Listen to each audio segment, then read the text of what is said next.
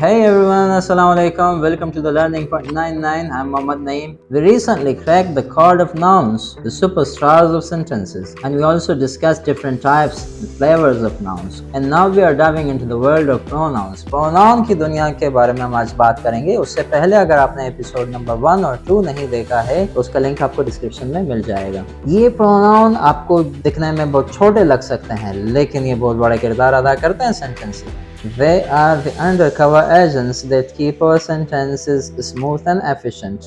ऐसे अल्फाज हैं जो नाम जाहिर होने नहीं देता लेकिन काम निकाल लेता है. Let's consider this example. Hafsa went to Hafsa's car because Hafsa forgot Hafsa's keys. अब ये बहुत ही अजीब लग रहा है, बार बार हफ्सा हफ्सा आ रहा है, एक ही नाम रिपीट हो रहा है बार बार. हम इसको यूं भी कह सकते हैं इसके बजाय कि Hafsa went to her car because she forgot her keys. देखिए सेंटेंस कितना स्मूथली चल रहा है और अजीब भी नहीं लग रहा. ये वो जगह है जहाँ पर प्रोनाउंस एंट्री मारते हैं और एक सेंटेंस को स्मूथली एक्सप्रेस करता है बड़े इफेक्टिव अंदाज से. तो यहाँ पे जो she, her ये वर्ड जो यूज़ किए हुए हैं ये हमने नाउन जो हफ्सा है उसकी जगह पर इस्तेमाल कर दिए हैं, तो इसलिए इसे कहते हैं प्रोनाउंस. प्रोनाउन जो होते हैं वो नाउन की जगह ले लेते हैं सेंटेंस में. अब प्रोनाउन की भी डिफरेंट टाइप्स होती हैं, डिफरेंट काइंड्स होती हैं. ये जो हमारे सीक्रेट एजेंट्स हैं ये भी मुख्तलिफ तरह के होते हैं. एक उनमें से आता है सब्जेक्ट प्रोनाउंस. सब्जेक्ट प्रोनाउंस क्या होते हैं? ये जो होते हैं ना ये जवान हमारे दे टेक सेंटर स्टेज, ये हमारे स्टेज का सेंटर ले लेते हैं और स्पॉटलाइट में आते हैं. Acting as the subject of the sentence. Sentence में सब्जेक्ट का जो किरदार होता है ये अदा करता है और सब्जेक्ट की जगह किसी सेंटेंस में क्या होती है? जुमले के शुरू में. Like they are playing in the park. अब यहाँ पे सेंटेंस का शुरुआत किससे हो रहा है? दे से. और दे जो है वो कौन सी जगह है? सब्जेक्ट की जगह है. वर्ब से पहले हम सब्जेक्ट का यूज करते हैं. सब्जेक्ट हमें बताता है कि कौन है, भाई दे है, वो है. तो दे जो है वो किसी का नाम नहीं ले रहा, लेकिन हमें ये बता रहा है कि वो लोग जो हैं वो पार्क में खेल रहे हैं. एक तो नाउन की जगह इस्तेमाल हुआ, दूसरा सब्जेक्ट की जगह इस्तेमाल हुआ है. तो सब्जेक्ट की जगह जो प्रोनाउन इस्तेमाल किए जाते हैं उन्हें कहते हैं subject pronouns. These superstars include I, we, you, he, she, it, they. ये जो प्रोनाउंस हैं ये सब्जेक्ट की जगह लेते हैं किसी सेंटेंस में, तो इन्हें कहा जाता है सब्जेक्ट प्रोनाउंस. दूसरे जो टाइप के एजेंट्स हैं हमारे उन्हें कहते हैं ऑब्जेक्ट प्रोनाउंस. ये हमारी बैकअप टीम का किरदार अदा करती है. ये एक्शन रिसीव करते हैं वर्ब से. ये मुश्तमिल हैं इस तरह के वर्ड्स पर जैसे कि me, us, you, him, her, it, them. इस तरह के वर्ड जो हैं ये सारे ऑब्जेक्ट प्रोनाउंस हैं. एक सेंटेंस देखते हैं.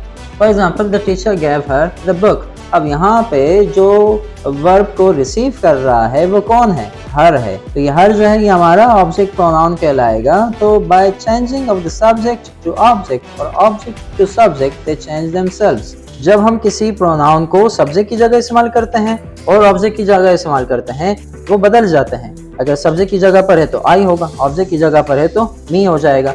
एक एग्जाम्पल देखते हैं. We played with them. अब यहाँ पे we सब्जेक्ट है, them ऑब्जेक्ट है.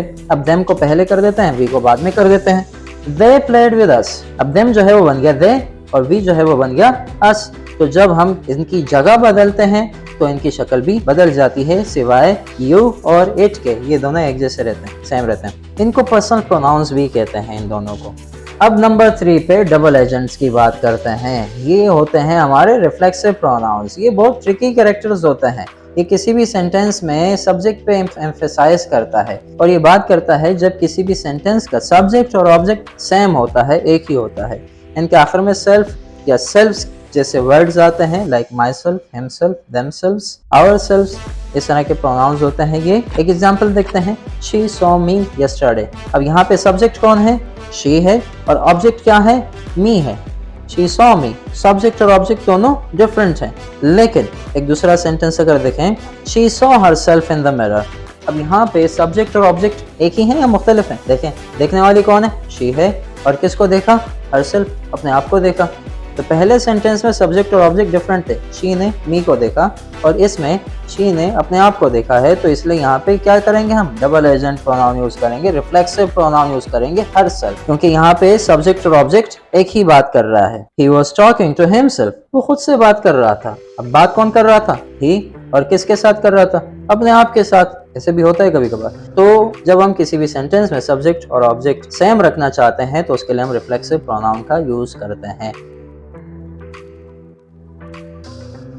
रिफ्लेक्सिव प्रोनाउंस के बाद आ जाते हैं हमारे पॉजेसिव प्रोनाउंस। ये जो होते हैं ये जवान हमारे गार्ड्स होते हैं जो हिफाजत करते हैं हमारी ओनरशिप की, पोजेशन की, जैसे कि माय या माइन, योर या योर्स, देयर या देयर्स, इस तरह के। ये मिल्कियत की बात करते हैं, ओनरशिप की बात करते हैं, रिलेशन की बात करते हैं। और पॉजेसिव जो है ये दो तरह के होते हैं, दो टाइप्स के होते हैं। एक को कहते हैं पॉजेसिव डिटर्मिनर्स और एक को कहते हैं पॉजेसिव प्रोनाउंस। पॉजेसिव डिटर्मिनर्स जो हैं इनको हम पॉजेसिव एडजेक्टिव भी कह सकते हैं। ये वो वर्ड्स हैं जो किसी भी नाउन से पहले लगाया जाता है, इससे पहले नाउन लगाना जरूरी है। जबकि पॉजेसिव प्रोनाउन जो है उनके बाद हम किसी नाउन को यूज नहीं कर सकते, या तो हम उससे पहले नाउन को यूज करेंगे या तो उस सेंटेंस में नाउन का यूज करना ही नहीं है। For example, whose bag is this?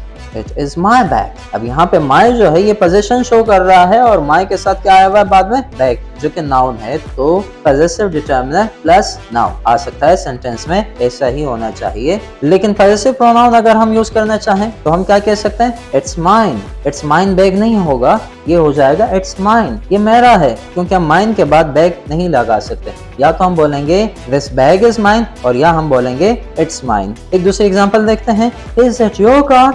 तो इसका आंसर अगर आपने पॉजेसिव डिटर्मिनर के तौर पर देना है तो दैट्स माय कार। माय के बाद हमने क्या कर दिया, नाउन लगा दिया। और अगर हम पॉजेसिव प्रोनाउन को यूज करेंगे तो हम बोलेंगे दैट्स माइन या that car is mine. In short, possessive determiner के बाद नाउन लगाना जरूरी है और पॉजेसिव प्रोनाउन के बाद अगर नाउन लगा देंगे तो सेंटेंस गलत हो जाएगा। या तो हम उससे पहले नाउन यूज करेंगे या तो नाउन को यूज ही नहीं करना है, लाइक दैट्स माय, ये गलत हो जाएगा। यहाँ पे नाउन लगाना जरूरी है, दैट्स माय कार। और पॉजेसिव प्रोनाउन जो है तो उसके बाद हम नाउन नहीं लगा सकते, दैट्स माइन कार गलत हो जाएगा, हम क्या बोलेंगे, दैट्स माइन। और या हम यूं कह सकते हैं दैट कार इज माइन, हम नाउन को पहले यूज कर दें। नेक्स्ट जो हमारा आता है वो है हमारा इंटरोगेटिव प्रोनाउंस। ये इंटरोगेटिव प्रोनाउंस जो होते हैं ना ये बड़े क्यूरियस डिटेक्टिव्स होते हैं, ये हमेशा सवालात पूछते रहते हैं, जैसे कि who, what, which, whom, whose, why, इस तरह के सवालात पूछता रहता है। Like who wrote this amazing script? It's me. और भी इस तरह की एग्जांपल हो सकती हैं जहां पे हम इन वर्ड्स का यूज करें कुछ पूछने के लिए, तो वो हमारे इंटरोगेटिव प्रोनाउंस के तौर पर आते हैं। whom are you talking to? तो यहाँ पे whom जो है यहाँ पे ये इंटरोगेटिव प्रोनाउन के तौर पर यूज हो गया है। तो इंटरोगेटिव प्रोनाउन जो होते हैं ये सवालात पूछते हैं। Moving towards our next type of detective, which is demonstrative pronouns. Demonstrative pronouns क्या होते हैं, ये silent detectives होते हैं, ये बात नहीं करते, ये इशारों पे बातें करते हैं, जैसे कि this, that, these, those, इशारे करते रहते हैं। अगर एक है कोई चीज या शख्स और करीब है तो this, एक चीज या शख्स और दूर है तो that, एक से ज्यादा है और करीब है तो these, एक से ज्यादा है और दूर है तो those कहेंगे इस तरह से। तो ये जो चार हमारे प्रोनाउंस हैं इनको हम डेमोन्स्ट्रेटिव प्रोनाउंस कहते हैं। For example, this is wonderful, तो यहाँ पे दिस जो है ये क्या है, डेमोन्स्ट्रेटिव प्रोनाउन है। Those are curious, अब यहाँ पे those जो है वो क्या है हमारे, ये भी डेमोन्स्ट्रेटिव है। तो डेमोन्स्ट्रेटिव प्रोनाउंस पॉइंट आउट करते हैं साइलेंटली किसी भी करीब या दूर या सिंगल या प्लूरल चीज की तरफ, this, that, these, those। तो प्रोनाउंस जो हैं, pronouns are small but mighty, ये छोटे अल्फाज होते हैं लेकिन बहुत ही बड़ा काम करते हैं किसी भी सेंटेंस का। तो don't underestimate the power of pronouns. These tiny words play a crucial role in making our sentences clear, concise and grammatically sound। तो प्रोनाउंस को मास्टर करना आपकी कम्युनिकेशन स्किल को बेहतर कर सकता है। तो ये तो वो सीक्रेट एजेंट्स जो किसी भी सेंटेंस के फ्लो को बरकरार रखता है। What is your favorite type of pronoun? आपका फेवरेट टाइप ऑफ प्रोनाउन कौन सा है या फेवरेट एजेंट कौन इसमें था? Share your thoughts in the comments below. Comments में हमारे साथ शेयर करें। I hope you found the video informative and enjoyable. If you did, don't forget to like and subscribe for more grammar adventures on the Learning Point 99. And as always, अगर आपके ज़हन में कोई सवाल है या कोई सजेशन है फ्यूचर के टॉपिक से related, leave them in the comments below. Until next time, keep learning and keep exploring the fascinating world of language. This is Mohammad Naeem from the Learning Point. See you in the next video. Goodbye. Allah Hafiz.